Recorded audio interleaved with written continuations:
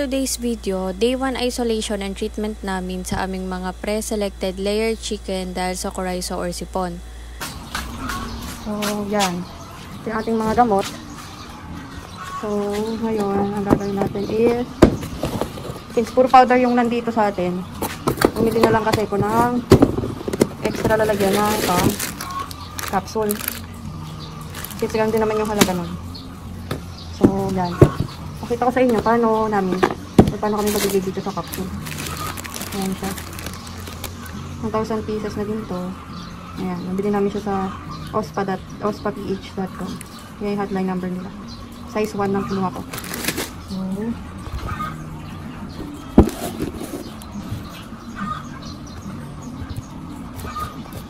So, ito siya. 1,000 pieces to.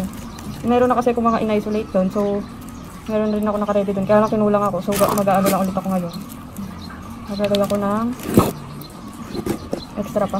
2, 4, 5. Kasi 12 kasi yung nandun. So, magpagaya pa ako ng 7. Gawa pa ako ng 7. So, ito, ini-store ko lang siya dito. Ayan, dito ko kami ng mga gamot.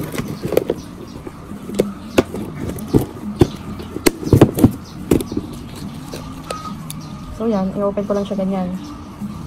Then, kunin ko yung scooper. Tapos namanan ko lang siya. So, per mano kasi ang treatment ko. Doon ako magpabilis ngayon ng per treatment.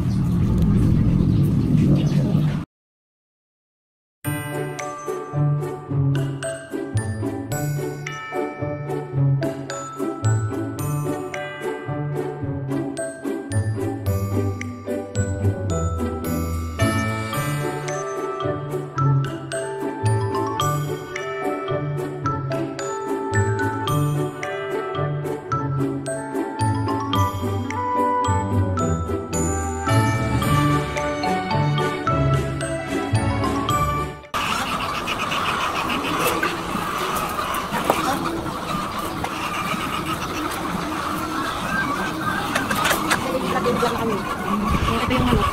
Ito.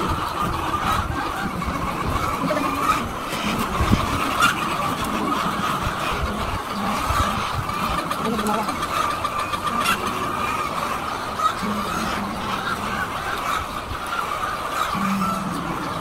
Sino may ano pa? Ito ba? Mataas na ganda. Baba ang ito. So, ito yung sipon niya. Mag-medication tayo. 3 or 5 to 7 days. So, pag-insert na to, sasalaksak lang siya. Sasalaksak talaga. Ayan. Okay, next.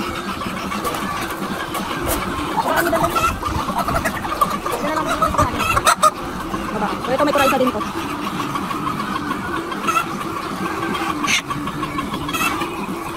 Patanong dala. Ayan.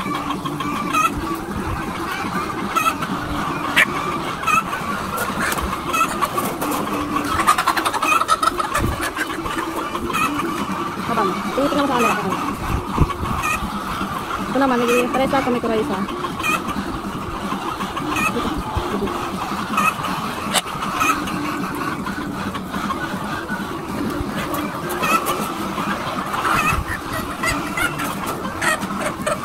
Ito pinakamalala to. Ito yung unang-unang nagkaroon ng coryza sa bagong gabing na chicken.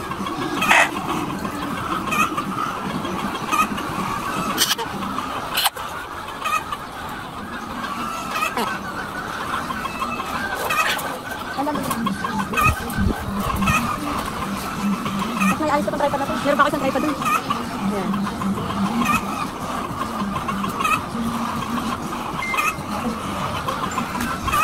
Ayan, yung pag-sort kasi kami, so bali 3 layers to. Mga pala tanda ko kasi doon.